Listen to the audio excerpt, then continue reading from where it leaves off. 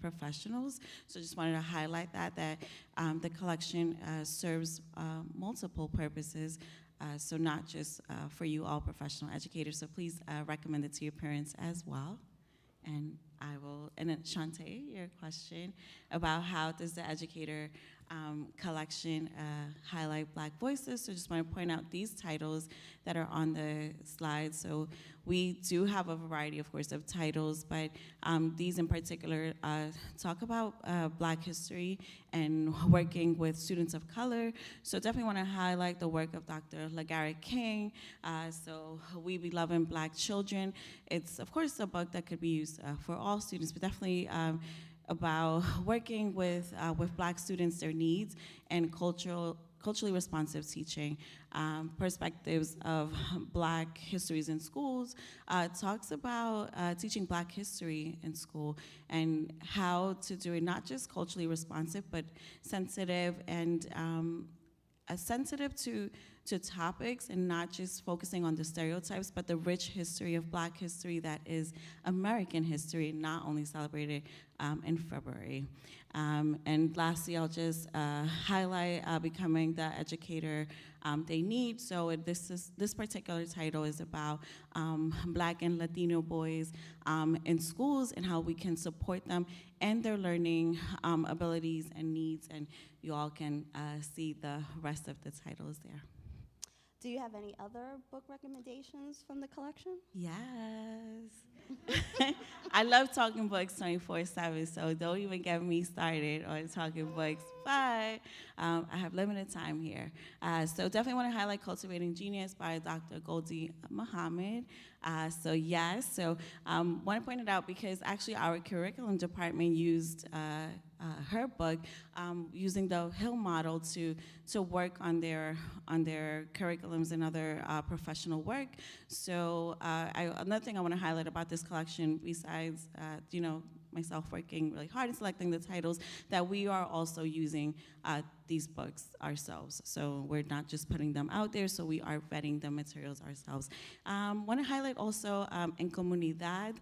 So it's about creating linguistic and culturally responsive lessons for bilingual Latinx students. So I think definitely a great title in supporting multilingual learners, and also in understanding the complexities of the Spanish language that is not just one size fits all. So, if different countries, they speak Spanish, but there's different dialects, different ways of saying things. So teaching students with that linguistic approach is definitely will set up your students for success. And this book does a really good job at highlighting lessons and offering these tips.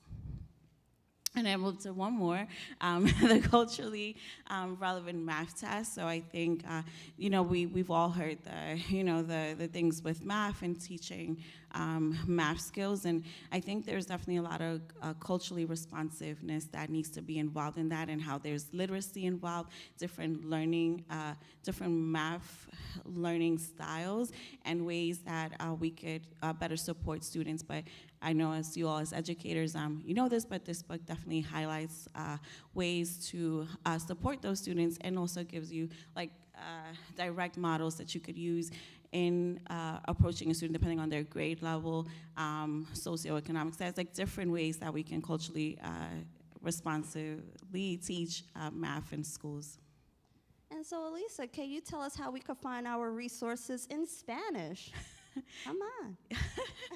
So we do have, so in Spanish, we do have our stuff is translated, of course, on the NYPL website, but I do want to highlight that we also have professional development titles in Spanish, too, for educators as well, for teaching reading and writing. But if you go to nypl.org, you will be able to find under Spanish resources, the various languages. You will be able to find the different resources for your students, including things for supporting class visits, programs for parents, resources for educators, and of course what we have within Center for Educators and Schools.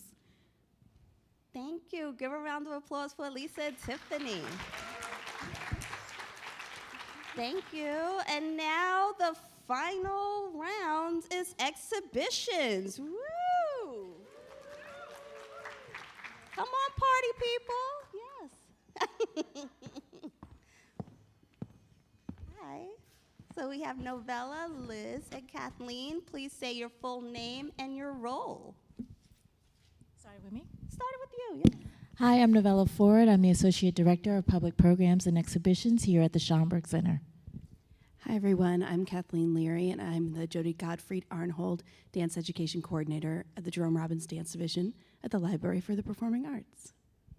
Hello, I'm Liz Billy. I am Manager of Collections Education as part of the Center for Educators in Schools, and I manage the field trip program for Treasures. Thank you. So now these questions are for all of you.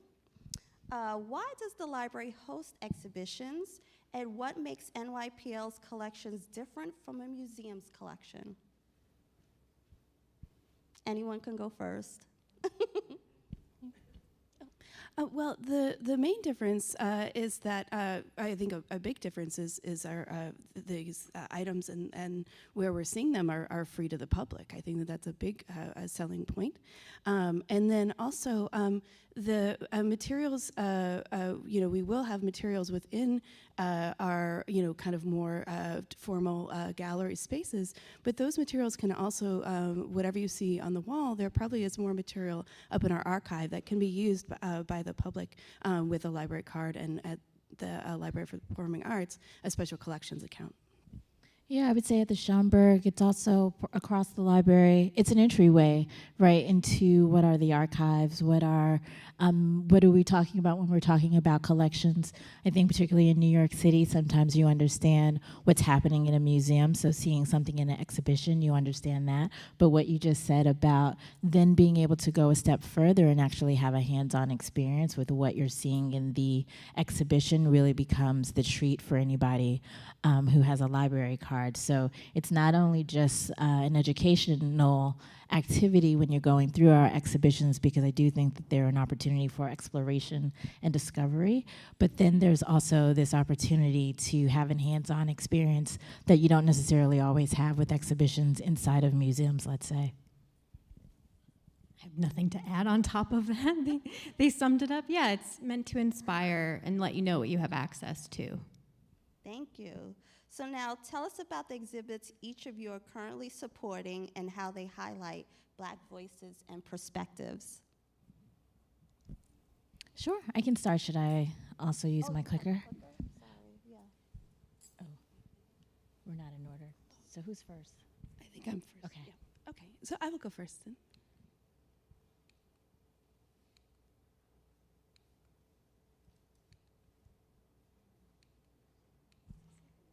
I do too. Yeah, I think this. It was working. We saw it. So there we go. It moves. It does It's move. moving. Let me try this one. Yeah, Okay. there we go. I was clicking the center. There Okay, we go. Wonderful. Okay, so I'd like to talk to you about the exhibit that's at the Library for the Performing Arts currently.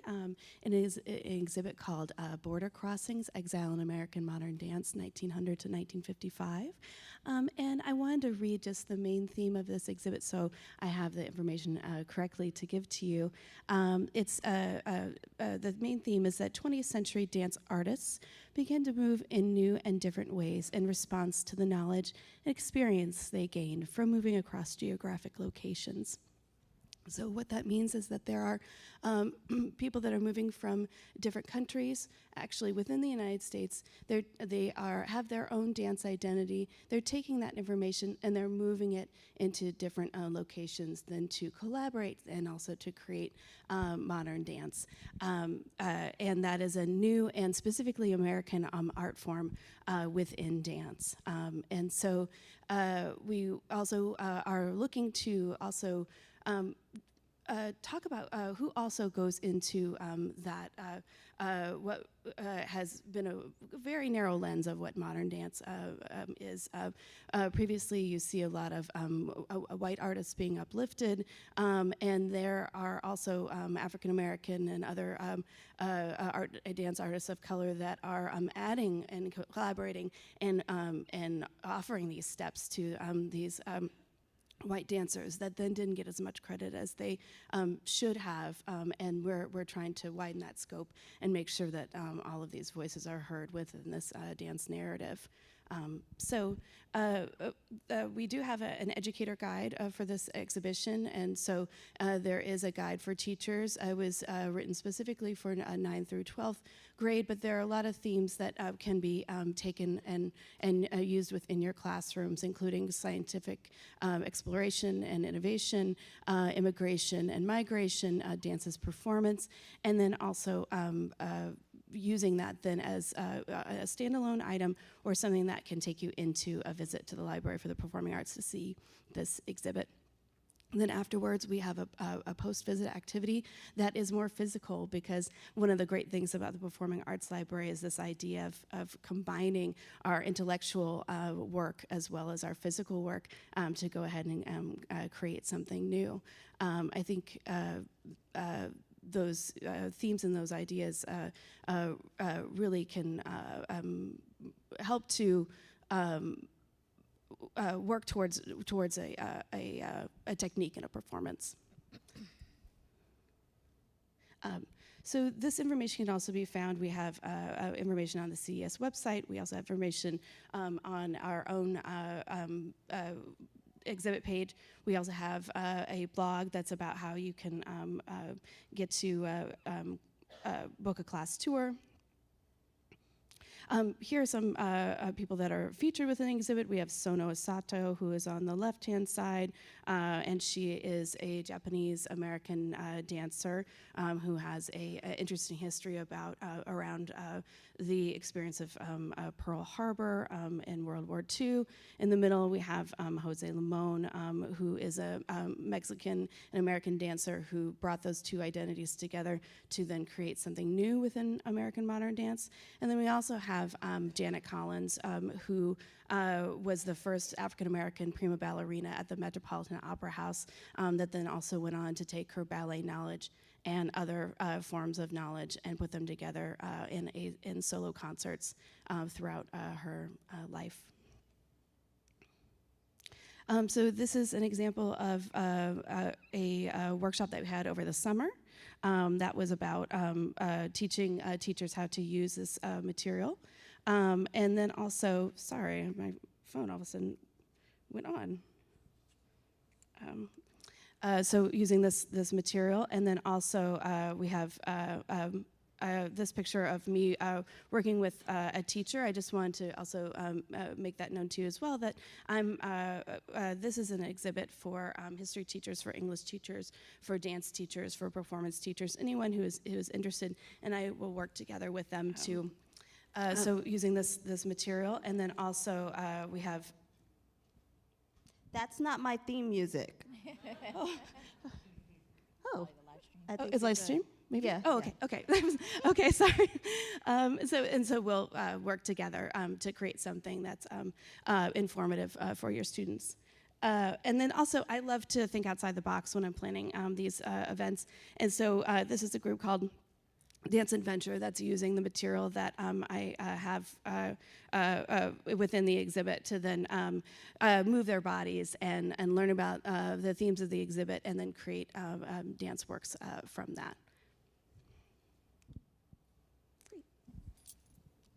Thank you. That was fantastic. So the current exhibit that we have here at the Schomburg Center is called Marking Time, Art in the Age of Mass Incarceration. It takes over 3 galleries, so I hope that you have an opportunity to take a look at it. It's very different than our usual, I would say, so some of this conversation is a little bit about some of what we put into this particular exhibition. This exhibition was a traveling exhibition that originated at MoMA PS1, curated by a guest curator, Dr. Nicole Fleetwood, who's a professor at NYU. She was a professor, so I hope she was a professor at Rutgers University, and was a scholar in residence here. And really, before you even get into the art and the carceral aesthetics that, and the themes that she's trying to explore through visual culture and incarceration, this was a family story. She was thinking about really how over the course of her life, from being a young person to an older person, there were members of her family who were incarcerated, and how that person was marking time in one kind of way, right, in penal time, but how she as a family, she and her family were impacted as well, right, by the carceral system. And so the ways in which they were marking time from year to year, she would have these photographs, right, from visiting family members, and she could see herself progress from a high school student to a college student to a grad student to, a full-blown adult right now. And so what we're looking at in Marking Time is artwork created by those who are currently incarcerated, formerly incarcerated people, as well as those who are artists who are dealing with carceral ideas, interrogating the system, thinking about oppression, thinking about abolitionism, and then some. And so what we tried to do with this particular exhibition, and one of the ways that we think about exhibitions here, is thinking about ideas, right? So it's not always just about the objects, but it's also about the ideas that we might be having within the culture.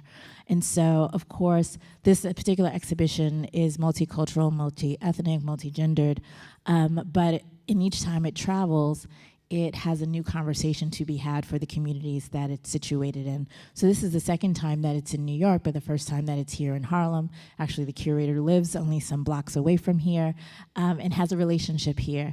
And so what's really beautiful about the work is, one, you're getting to see, when I take people through the exhibition, not only this interrogation of the carceral system and the issues at hand, but also this work of aliveness, right? So what I really think about is the fact that there are people who are incarcerated or formerly incarcerated who found space for themselves and did not allow the carceral system to impact in order to create this kind of art, right? And so one of the artists who are featured, I don't think I have an image here that's next, but I'll talk about this work, is a gentleman who was in prison, wrongfully imprisoned for about 25 years, most of that time spent in solitary.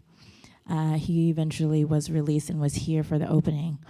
And it is the most joyful work that we have in the exhibition. And he said, and it's the most colorful, one of the most colorful pieces in the exhibition, and he said, one, art really did save his life, right? The ways in which incarceration takes away your agency, takes away how you move in the world, mobility, all of that. And what he decided was that color was going to be his version of activism and resistance, and that was something that they could not take from him. And so this work in particular was done after he was released, but it was very important to him to continue to express color, and he uses his work to really advocate for those who are currently incarcerated, to bring those who are wrongfully incarcerated home. And so the work that I'm showing here, this first piece is by Ronnie Goodman. Ronnie Goodman unfortunately passed away at the top of the pandemic, but what you're seeing there is a version of a self-portrait. Portraiture is some of the most created art in prison, because it doesn't really take much to create. All you need is really sort of pencil, paper, and a subject matter. And so a lot of people do a lot of self-portrait work. But what's also happening in this image is a work of curation, right? And so the particular program that he was in at San Quentin was a prison arts program. So they happen to have machines, other kinds of art teachers who were coming through. And so what he did with this particular image, this is not sort of a one-to-one view. He is thinking about what's important to him in this space. And so he populated this image with the things, the artwork that was important to him, that included his own artwork, as well as those of his friends. And so then the two other pieces that you see there are from our archival collections, and it's from the Black Emergency Cultural Collective. And I thought it was important to include this work, and Nicole talks about this archive in her book, which you can get. So the Black Emergency Cultural Coalition was created in 1968, and it had other aims. There was an uprising at Attica. In Attica, they had a manifesto, and part of the manifesto was about having better programs for those who were incarcerated that spoke to their humanity. And so BECC took up the mantle, and this was a group of Black artists who were part of the Black arts movement. It included Faith Ringgold and Benny Goodman and so many others, who picked up the mantle and said, okay, we're going to create art prison programs across the country. And so that middle image is of a letter that was written to the BECC from someone who was incarcerated at San Quentin at a different time, right? I'm talking about how before they had nothing to do, but suddenly now they were learning a new skill. And so what would that would mean for them once they were finally released to go back into the world, to not only be idle, but to have some sort of skill that they could build upon. The other image is a page from one of their newsletters that they had. And so these are items that you can see more of in the archive. These are things that are currently in the exhibition, but there are more letters, there are more newsletters.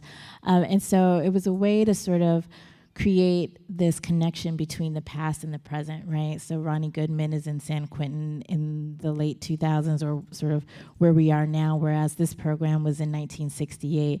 And so those are the kinds of conversations that we're trying to have here at the Schomburg Center, is connecting the past to the present, and what ideas continue to carry us through. And so I think that when schools come to visit the exhibition, when they're with the tour guide, it's different things, right? We don't have anything prescriptive that we're trying to tell people about, but rather use it as a place of discovery and learning. And different ideas resonate with different people, and even the rooms resonate very differently when you're going from space to space. So I would say that should you make an appointment to have a tour, some of that might be interesting to share with us ahead of time, some themes that you might want to cover, some ideas or questions that may have come up from your classrooms. And then the tour guide could help to either specifically give you a tour that helps to answer some of those questions, or come up with other questions that you might want to have as you go through, because it's really an opportunity to interrogate our own ideas around incarceration, and what does it mean to live in a world with prisons.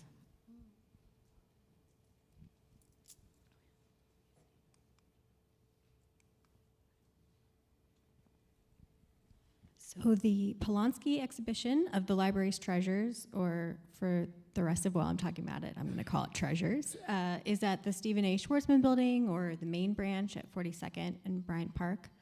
It is an exhibition that's been open for about 2 years. It will be open for at least another 73. So it's an exhibition that every time you come to the building will be there for you and your students. It showcases objects from across the 3 research centers of the New York Public Library, including rare books, artwork, photographs, maps, and more, draft pages, manuscripts. And we do host field trips for students grades 2 and up. Some higher education classes have been coming as well. But I want to show you a couple items that are in the exhibition that are all coming from the Schomburg Center. On the left is a draft page from I Know Why the Caged Bird Sings by Maya Angelou. It's one of many pages, so something you should know about the Treasures exhibition is objects rotate in the exhibition. Each time you come, you might see some objects that haven't been on display before. So this is one that has been part of the exhibition for a little while now. In the center is The Harp, or Lift Every Voice and Sing by Augusta Savage. There is a book Tammy Lawson from the Schomburg Center wrote the afterword for it's a young adult title, right? Yes. And so if you're thinking about ways that you might incorporate books along with exhibitions, that's a title that you might come and see. And along with the maquette piece in the exhibition is a photograph that shows what the original piece looked like at the World's Fair. We also have a photograph of Sojourner Truth, right, paired with a book about her life. But there's many more, and a good way to find out more about what we have, which I'll mention again at the end, there's a website for the Polanski exhibition that has digitized versions of all the objects, as well as some videos from curators and audio clips. So there's always more to learn. I'm always learning from this exhibition. Thank you. So now we're talking to a room of beautiful educators, as well as educators virtually. So please, please tell us, why is it so important for students to see the physical objects? Because it's very different from reading about it or seeing it on the screen. So just please tell it to the people. Well, I can start with that. I really find, especially at the Performing Arts Library, there really is a mind-body connection between seeing and touching that object, many times touching that object, and then also the physical work that goes into dancing and performing. I also think that the idea of seeing something that is in person, that is 50, 60, 70, 100 years old, really resonates with students. We had a couple students in our reading rooms the other day viewing some materials that were around 100 years old, and to use their skills to decipher script, and to also then see the object, that the weathered condition sometimes of the object really does resonate with those students, I think. I mean, I think it makes history a little bit more interesting, right? Sometimes the stories that you tell, when you can touch it, there's something, I know for me, right? Because I don't know, but there's something about knowing that I'm touching something that somebody 50 years ago created and also touched, and somebody before that might have done the same thing. And I think what you said, sort of the mind-body connection, is absolutely, it just creates a clearer picture, but also it becomes relatable in a whole other kind of way, because you might have a different kind of touch experience with something that you can now relate to something else currently in your life, that I think is just really magical and fantastic. I think about students who are learning how to write bigger and bigger kinds of pieces with more meaning, and sometimes it feels like a very distant future. And so I think about a draft page, and when a student can see ideas being worked out by a writer, it makes it feel like maybe they can do that too. They're already writing drafts in school.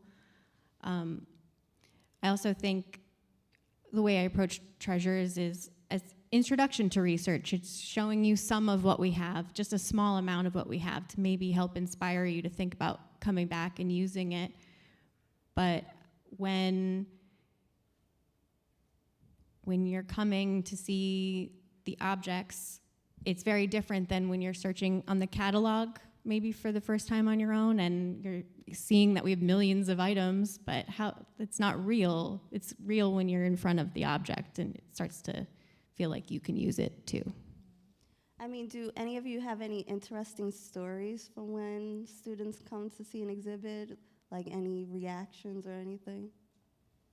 Or anything that just hits home for you that was like a favorite class or something that you could remember and share with us? Well, it's actually kind of interesting that in my space, whenever we do dance exhibitions, people start to dance and start to mimic the images that they're seeing. If they're looking at a publicity photograph on the wall, they'll start to make that pose without encouragement. And there might be a little bit of this kind of performative nature from Instagram or something that is kind of creeping in on that. But even without that other added layer, it's fun to see people just take that on. So it's not related to this particular exhibition, but I curated an exhibition called A Ballot for Harlem, and it was really sort of a ballot for Harlem, thinking about the parts of Harlem that still exist that looked one way, in the 1920s, late 1800s versus now. And so watching kids like go through an exhibition and go, oh, I know that street, or I know that block, and oh, you're telling me something about the corner that is catty corner to us where Marcus Garvey, stood and talked to a public, and now I can get on top of a soapbox and be in front of that same crowd and like look out the window to that very spot that we placed them in, is really kind of exciting, the ways in which people, again, make that kind of connection. And so that's what I try to do, with all of our exhibitions and our items, is also make it in such a way that even if you're walking through your house, maybe there is something that now you can relate to this particular item that helps you to place a different kind of value, right? On the people in your life, on the things that they have, on the things that you have. But yeah, that was one of the experiences that I've watched. My favorite moment on any field trip is when students have a chance to look around the exhibition and find what they're interested in. And the best moment is when they come back to me and want to tell me what they found, what they discovered, and I get to hear it for the first time sometimes, or in a new way that I hadn't heard of before. So maybe 2 weeks ago, there was a class of 8th graders that came. Treasures has a section. It's in themed sections, all kind of centered around one topic, and one is belief. And in belief, there are a lot of books from multiple countries in multiple languages, and several students came back to me very excited to tell me that they could read the language that was in the book that was on display. It was Hindi and it was Arabic. In this one section, these 2 students came over, and they were just so happy. And I think getting to hear from them and learn what I didn't know is just a moment that comes up fairly often, and it's my favorite. So now how can we learn more about exhibitions, and how can teachers schedule a visit? I don't think there's anything there. But the Schomburg's website is schomburg.org. Of course, you could also go through the New York Public Library's homepage and get to the exhibition page, and it has what are the current exhibitions that are currently up. And once you go to the page for marking time, there's information about tours that are already available, and also an email for scheduling a tour. What's great is that the exhibition coordinator for Marking Time, again, this is a traveling exhibition, so they're people who don't work here at the Schomburg necessarily, but Stephen Fullwood used to work here at the Schomburg Center for 17 years and knows our archive very well. And he is always open to giving tours to the public and for young people. And he comes with a wealth of knowledge about Marking Time, but then also about our collections. So that's a real treat to be able to offer that to people. So, excuse me, you can email me directly at kathleenleary.nypl@nypl.org. We also have the main website, which is www.nypl.org/LPA, and that is a main page that then has information on our exhibits. If you also Google border crossings, it will come up. There will be the exhibit page that will come up first, as well as our blog talking more about educational opportunities.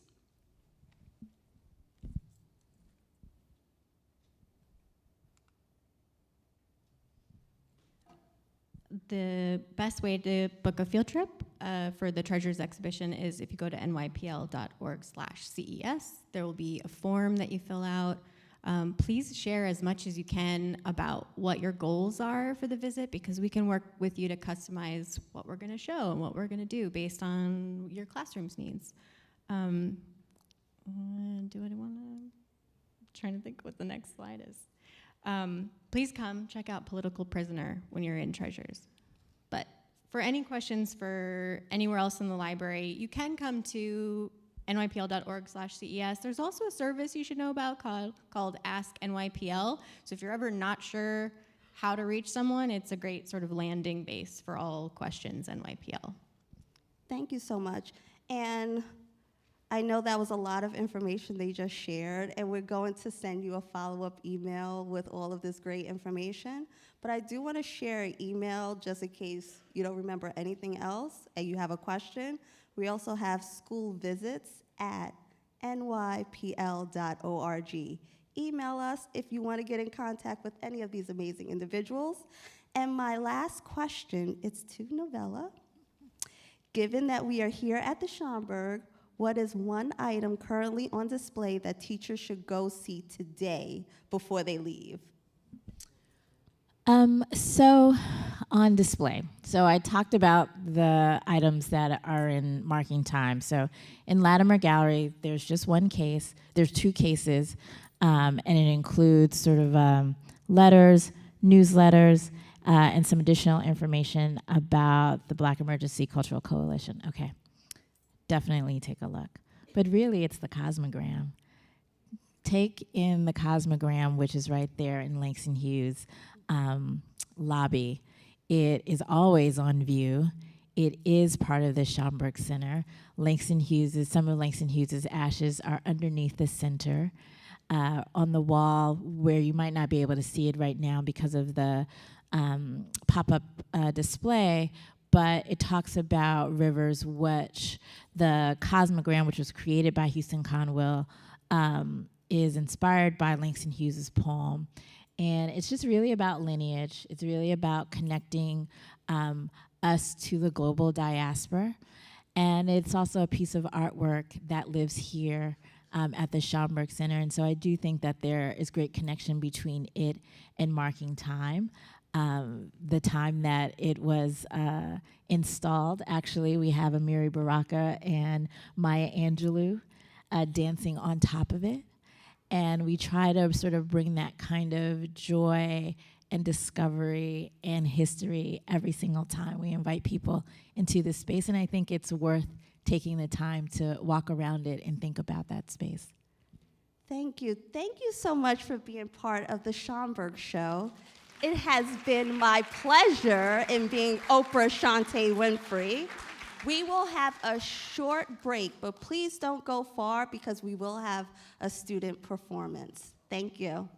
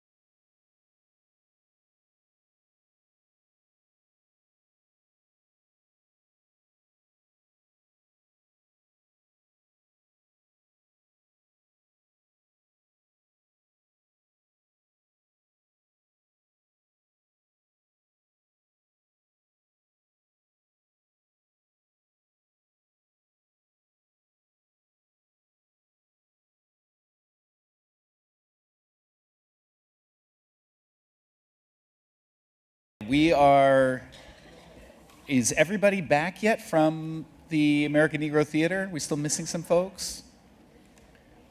Well, let's get started with our afternoon anyway. So how about that Books Unbanned exhibition? Those are like free books to take. Did you take some books? Awesome, awesome.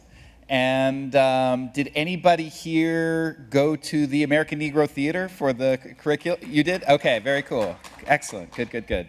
And what about the Shantae show here? Exhibitions and collections and all the things. Okay, good, good, good. Glad it worked out. So we have a couple parting treats for you. Of course, as promised, on your way out, you're going to get a free copy of this book. Our history has always been contraband in defense of Black studies. That's waiting for you on your way out. And of course, we encourage you all to stop by the Schomburg shop, support the Schomburg shop, and purchase Kimberly Crenshaw's book, Say Her Name, Black Women's Stories of Police Violence and Public Silence. I just want to also announce that many people have asked about slides and resources, things that you've seen today, and will they be shared? Yes. Is the short answer.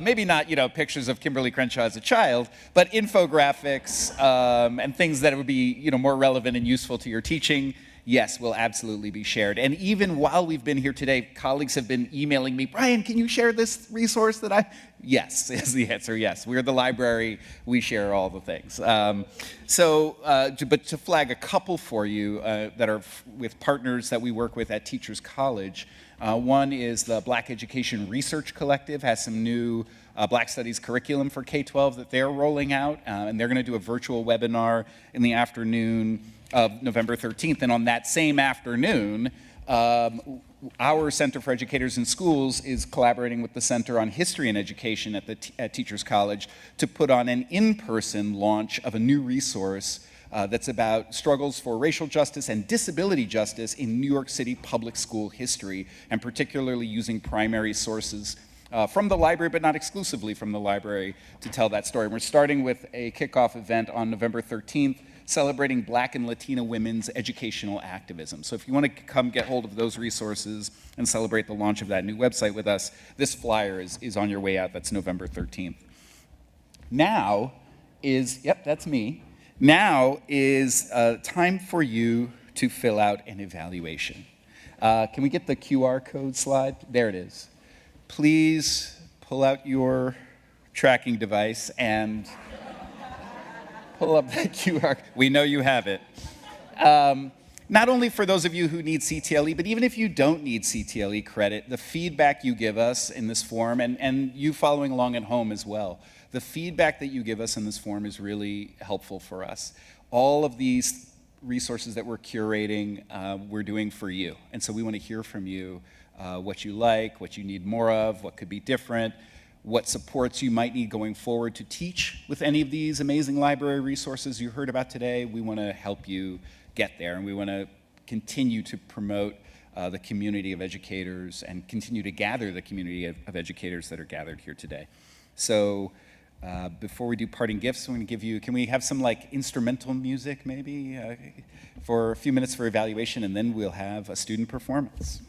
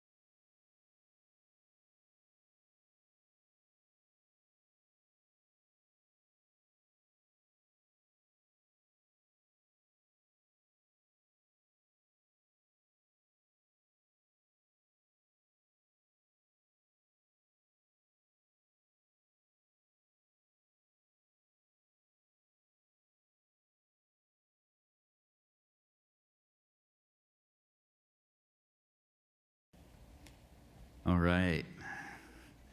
Thank you so much for filling that out. Of course, when you're teaching with primary sources, there's so many different ways to bring them to life for your students.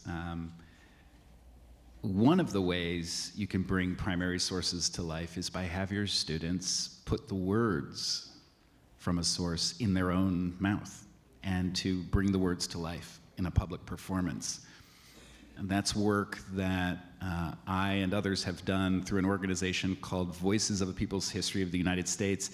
So I reached out for their help to present, to set up a presentation that you're about to see. So let me read a little introductory paragraph, and then we're going to have a performance, and then we'll be concluded, and you can be on your way and get all of the things, and we'll see you next time. The abolition of the international trade in human beings in 1808 was a huge victory in the global struggle against slavery. In 1813, Black New York abolitionist George Lawrence called on his community to publicly celebrate the anniversary, while also emphasizing America's role in perpetuating slavery and the unfinished nature of the struggle for freedom. Here is Voices of a People's History of the United States alumnus and also recent New York City Public School graduate, Fatou Cham, reading an excerpt of his speech.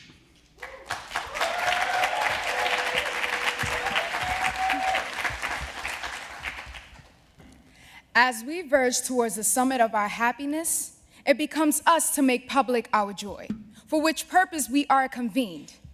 We now celebrate the 5th anniversary of the abolition of the slave trade and a partial restoration of one of those rights most congenial to the human heart.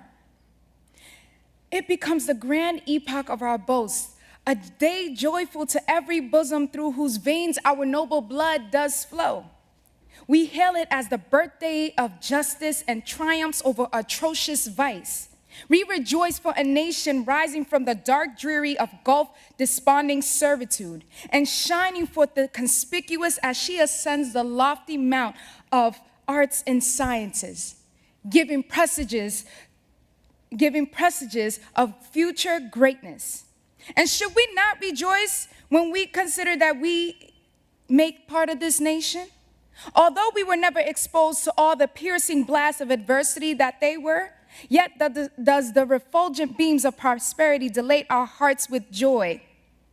We rejoice the abolition of the slave trade. Our joy overflows when we reflect that this heaven-born plant shall bring forth the full fruit of emancipation and divulge the bright genius so long smothered in slavery. The subject of this day calls for our serious attention. At the recurrence of this season, we rejoice not because we have gained a victory over enemies by the arts of war or that we have become rich and opulent, no. But it is the epoch that has restored to us our long lost rights. Thank you.